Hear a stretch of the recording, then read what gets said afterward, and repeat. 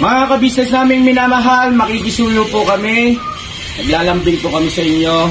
Kumari po sana ay pakisuportahan natin Alminda Cariaga Mix Vlog. Alminda Cariaga Mix Vlog. Right? Alright! Bira! Bira! Hi everyone! Welcome back po sa ating YouTube channel. Magandang umaga sa atin dyan sa Middle East. Magandang tanghali na po dito sa atin sa Pilipinas. So welcome back po sa ating YouTube channel again. Ito po ang inyong lingkod. Bumabati sa atin lahat ng maganda po tayong lahat, diba? So gagawa lang po tayo ng panibagong reaction video natin sa araw na ito, mga kabisnes, mga kapapi, no? Alam naman po natin yung preview sa yung latest na ilang araw lang nakalipas, yung vlog ni pinunong kabisnes nga na inutusan nga niya itong si Bay Papaya ang mag-vlog. So mga kabisnes, mga kapapi, ano, marami akong napansin dito sa comment section na ito na nagsasabing ang yabang daw nitong si Bay Papaya at napaka-arrogante. Akala mo daw na kung sino kung mangutos o magsalita ng hindi maganda dito sa kapwa niya, dito sa mga kapatid niyang kagwang. So, okay, bago na po natin yan na po ipagpatuloy, ako po'y nagbabaka sakali na hindi pa kayo nakasubscribe sa aking munting bahay, baka pwede pong pakipindot ng subscribe button dyan at ng notification bell para updated tayo lahat sa aking nire-reaction ng video sa Kabisnes Official, Papa Dins TV at ang pangalawa nilang channel, Kabisnes Family. So i-proceed natin po, mga kabisnes, mga kapapi, wag na nating tagalan, ano. Doon pa lang sa intro na nakita naman natin na pumasok itong si Bay Papaya doon sa kusina saan nag-aalmusal ang mga kapatid niyang kagwang. So, ang nakita po natin at nakita, hindi lang naman kami o tayo, lahat naman na nakaka-obserba o nakakapanood dito sa pag-vlog ni Bay Papaya dito sa mga kapatid niyang kagwang. Yung nga bang nakikita o nababasa natin sa comment section, ang papangit, ano, puro mga negative, walang positive doon. Bihira lang ang puro negative, puro yung pambabas dito kay kay Bay. Hindi naman na lahat yun na siguro mga basher. Kumbaga, hindi lang nagustuhan kung ano itong pananalita, the way niya magsalita o the way niyang manita daw dito sa kanyang kapatid na kagwang. Kagaya na lang nung napansin niyang una itong si Damulag at banggit niya agad na yon na ay banjing lang daw na sinasahuran ng 15,000 pesos itong si Damulag, 'di ba? So, mga kabisnes, mga kapapi, ano, lahat naman sila diyan na nandyan kay kabisnes, hindi naman talaga sila na parang pinapatay na sa trabaho ni kabisnes. Lahat naman sila diyan na nakikita natin na hindi naman talaga na nagtatrabaho na parang labor. Ang kanila kasi, ang diyan kasi kay kabisnes ay ang rules sa kasi ni kabisnes ay magkusa ka, magtrabaho, 'di ba? Alam naman natin 'yan kahit hindi sila pagsabihan at nagkukusa sila. So, medyo napansin lang po natin o napansin lang ng iba nating ng ating mga viewers o solid viewers ni kabisnes na ganoon nga ang pananalita nitong si Bay Papaya.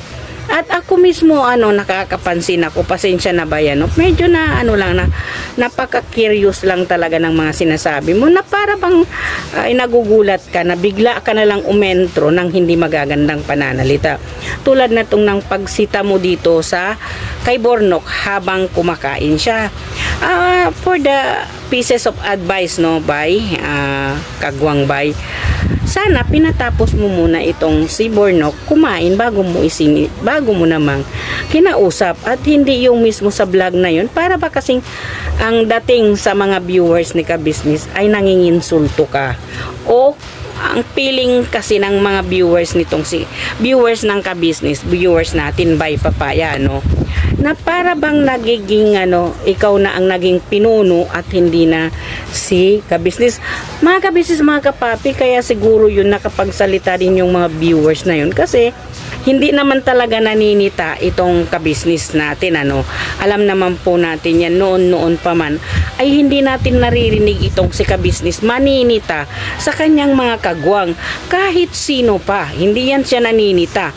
Makita man niya magtrabaho o hindi, pero hindi pa rin talaga siya nakikita natin naninita, ano.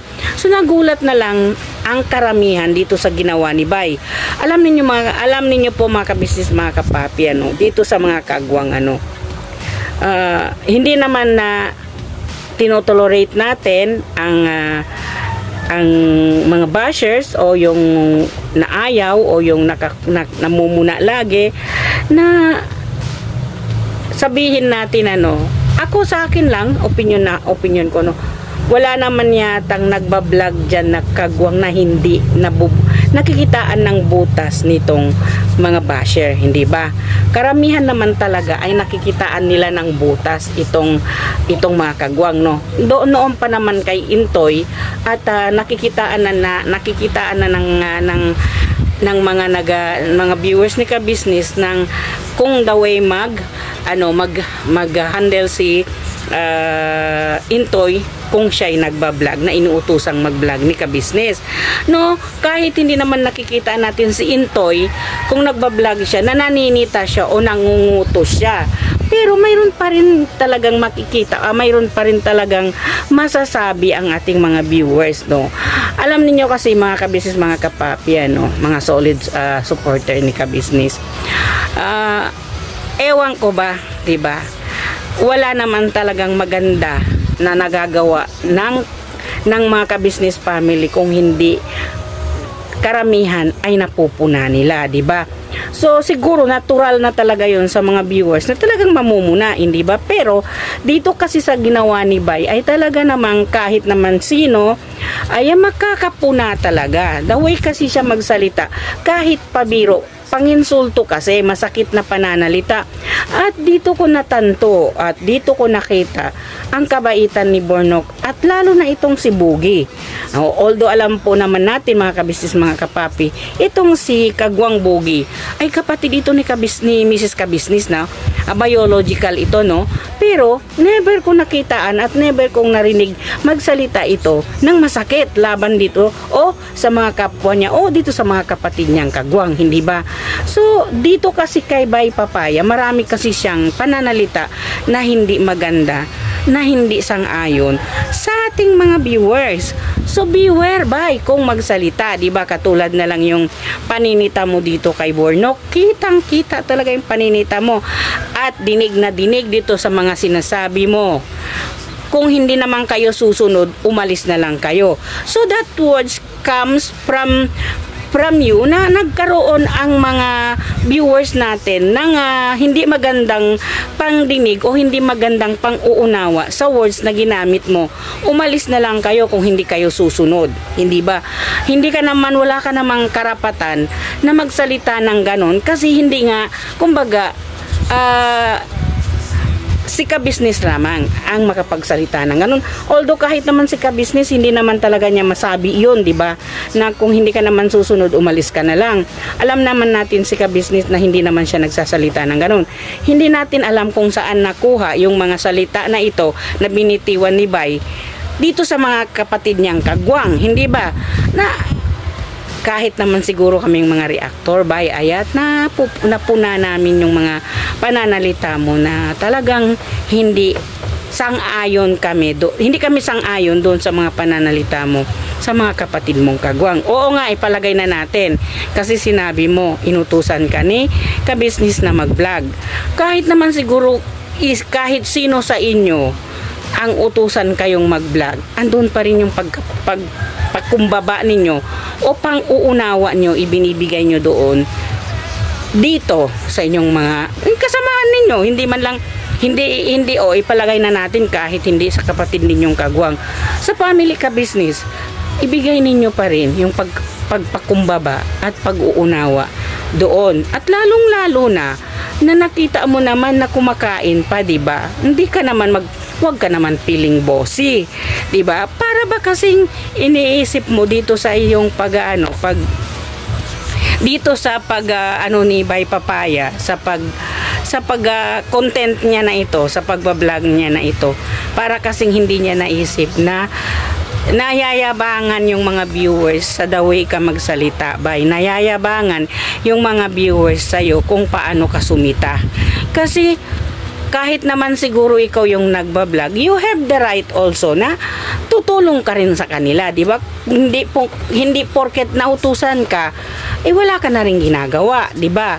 Panay ka na lang sita ng sita dito sa mga kapatid mong kagwang na kahit naman kumakain, na para ba kasing mapangit tignan dito sa ginawa ni Bay kay Bornok, di ba? Kasi hindi lang naman ako o isang tao ang nakapanood, di ba? O, totoo naman po yung mga sinasabi ng mga komento na yan, na sinasabing thousands of people na makakapanood dito, na kumbaga nakikita yung mga hindi magagandang, masakit na pananalita nitong si Bay sa kanyang mga kapatid na kagwang, hindi ba? So mayroon ding nagsasabi for the content lang daw gumawa ng hindi maganda. Hindi po yung ganon, mga ka-business.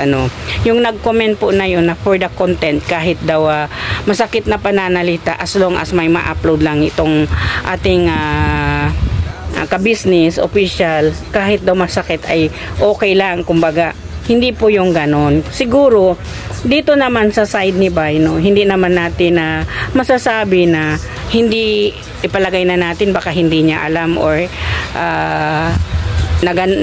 nanibago siya, kasi alam naman po natin na lagi naman siyang nagko-content o lagi naman siyang nagbablog dito kay ka-business, at saka vlogger na rin siya dito.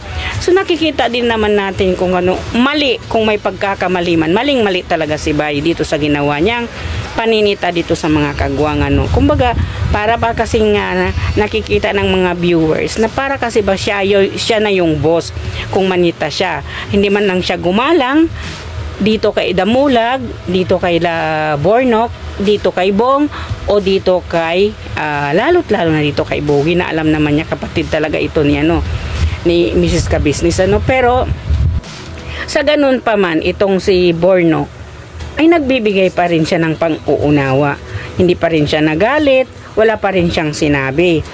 Ang nagsumagot lang doon ay itong si Damulag.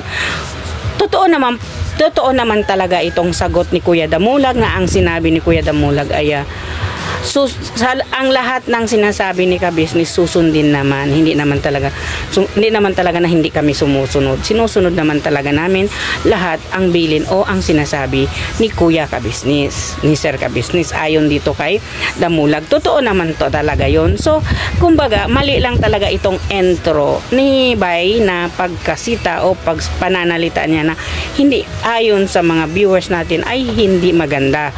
So unawain na lang po natin, baka naman nabigla lang itong si Bay, at kumbaga ang pagka-intro niya ay hindi maganda dito sa paningin o sa panonood ng ating mga viewers, kasi alam naman po natin na maraming nagmamahal din kay Bornok, maraming ding nagmamahal kay Bay Papaya, kay Damulag, at lalo na sa ating Kuya Bong, at dito kay Bogie. So kumbaga dito kay Bay, unawain mo, Bay, na hindi naman lahat ng tao na porket vlogger ka na mayroon ka ng sariling channel mo, ay kung umasta ka ay hindi mo na iniisip yung mga kapatid mong kagwang, di ba? Kung nabago mo man yung yung pananalita o yung pananaw mo sa buhay, isipin mo pa rin na tao din yun ang pinagsasabihan mo, di ba? Mali ka lang talaga doon sa mga pananalita o paninita mo dito kay Bornok, dito sa mga kapatid mong kagwang. Oo nga, ipalagay na natin doon, Bay, inutusan ka ni Ka-Business, ni Pinunong Ka-Business mag-vlog, pero hindi ka pa rin inutusan ni Ka-Business na magsalita ka ng hindi maganda sa mga kapatid mong kagwang. So, ang reaction natin dito, mga Ka-Business, mga kapapi, dito kay Bay Papay, ay hindi naman yun ibabas o para saktan natin yung kalooban niya. Ipakita lang natin sa kanya o ipaunawa sa kanya na yung pagka-intro niya dito sa pagbablog niya dito kay Ka-Business ay maling-mali talaga. Kasi kahit si Bornok, si Damulag ay hindi nasaktan doon sa sinabi niya, ay nauunawaan nila. Pero nakita pa rin natin yung the way na magsalita si Damulag ay nasaktan din siya sa sinabi, ano, kasi ay introhan ka pa ba naman ng sinasabi, oy, pabanjing-banjing lang kaya, pabanjing-banjing lang, ano, Kuya Damulag, sinahuran ka pa naman ng 15,000 a month. So para kasing masakit sa tenga yon, di ba?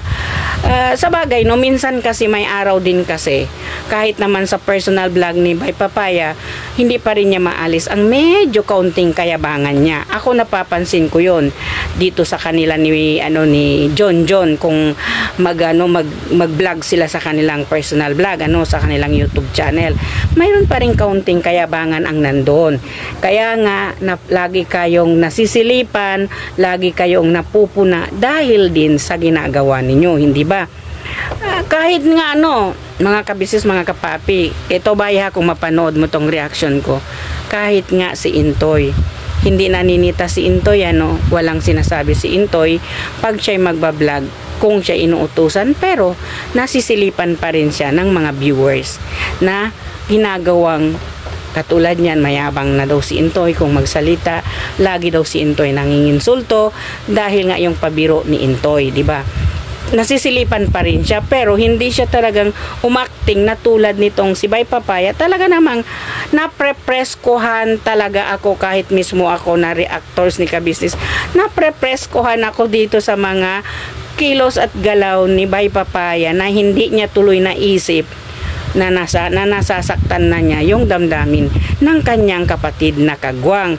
Tulad na lang ang pagsita niya dito kay Bornok at kay Damulag. Doon siya na sentro kay Bornok, nakalimutan siguro ni Bay Papaya na ang daming nagmamahal kay Bornok. Dito talaga siya nadali kasi maraming mga comments na hindi magaganda laban kay Bay Papaya, So hindi nyo matiis, at alam naman natin yan, nadidepress kayo dito sa mga komento na hindi maganda. Kumbaga hinay-hinay lang, di ba? Dito kay Bay Papaya, hinay-hinay lang. Nandun na nga tayo, kumikita ka, malaki yung kinikita ninyo, mayroon na kayong sarili ninyo, kaya ninyong tumindig sa sarili ninyong mga paa. Yung pag-apak ng paa ninyo sa lupa, andun pa rin yun. Huwag mong iangat yun, Bay Papaya. Diyan ka madadali. Instead na maraming ang viewers mo, mawawalaan ka ng views dahil dito sa ginawa mo, sa paninita mo sa mga kapatid mong kagwang. Oo, dahil iniisip mo, kahit magsalit siguro, iniisip mo, Bay Papaya, porket hindi ka na sinasahuran, pwede ka nang manginsulto dito sa mga kapatid mong kagwang. Hindi yun. Huwag ganon, hindi ba?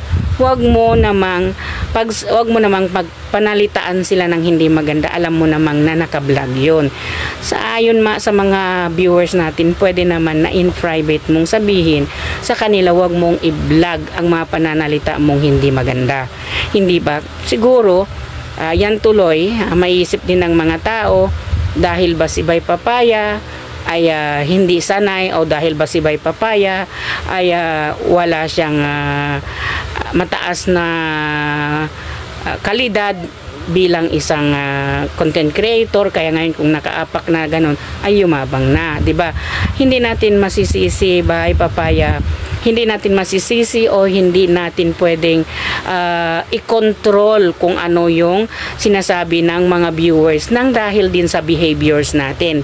Hindi mga kabisnes, mga kapapi, sa ating behaviors doon tayo napupuna ng mga viewers. So, etong issue ngayon kay Bay Papaya tungkol sa sinasabi nila ang yabang at napaka-arugante daw na akala mo ay boss. Kung mag-utos ito si Bay Papaya ay para na rin itong maiwasan ni Bay Papaya at para na rin itong isang araw maisip niya at kumbaga mabawasan niya yung ganitong pangungugali na arugante sa kasamahan, di ba? So dito naman tayo, we are going to learn our mistake. hindi naman talaga natin makikita sa mismo sarili natin kung tayo nagkamali, kung hindi tayo mapupuna ng tao. So sana dito sa pagpuna ng mga viewers dito kay Bay Papaya ay matuto ka. Alam naman natin ilang ulit ka na nabash Bay Papaya, so you have to learn. Sana na ano ka na, kumbaga matuto ka na noon for your past na nagkaroon ka ng mga basher na sa mali mong gawain, na hindi maganda mong gawain, ay sana naman ngayon ay you have to learn your mistake, di ba? Although hindi naman nagalit yung mga kapatid mong kagwang sa'yo, pero hindi mo alam na ang kalooban nila ay nasaktan ng dahil sa pananalita mo, di ba? Kahit naman tanggap nila yon na totoo, ang katotohanan sa ganon na pananalita mo, dahil nga sinasabi nila ikaw ay panganay sa kagwang, pero hindi mo naman dapat insultuhin o panalitaan ng masasakit itong mga kapatid mong kagwang. Tao rin naman sila tulad mo. So well, mga kabisnes, mga kapapi, hanggang dito na lang ang aking reaction video. Kung nagustuhan po ninyo, please do subscribe, likes, and comments my reaction video. At huwag po natin din kalimutan i-subscribe Kabisnes Official, Papa Dins TV at Kabisnes Family. At ang pitong kagwang po, huwag po natin kalimutan i-subscribe. At ang mga kaibigan ni Kabisnes ay sinata Wakiwak TV, Kahimas TV, Bong MTV, at ang kaisa-isang kaibigan ni Papa Dins TV na si Papa Sundot TV. At ang magigiting na reactor na kasamahan ko po, huwag natin kalimutan suportahan, Sina Taong Gala Vlog, Anime Reactors TV, Mamplers Channel, Kalingap Turak, PLC Katangay, Analisa Reality Vlog, at Inday Okray MTV. At ang inyong lingkod po, Alminda Mix Vlog, nagsasabi, may Allah bless us all. Birabanat lang mga kabisnes. At hanggang dito na lang. Maraming salamat po sa mga bago kong subscriber na nandyan, at ang mga dati kong subscriber na laging nanonood. Maraming salamat po sa inyo. Bye bye po. See you again.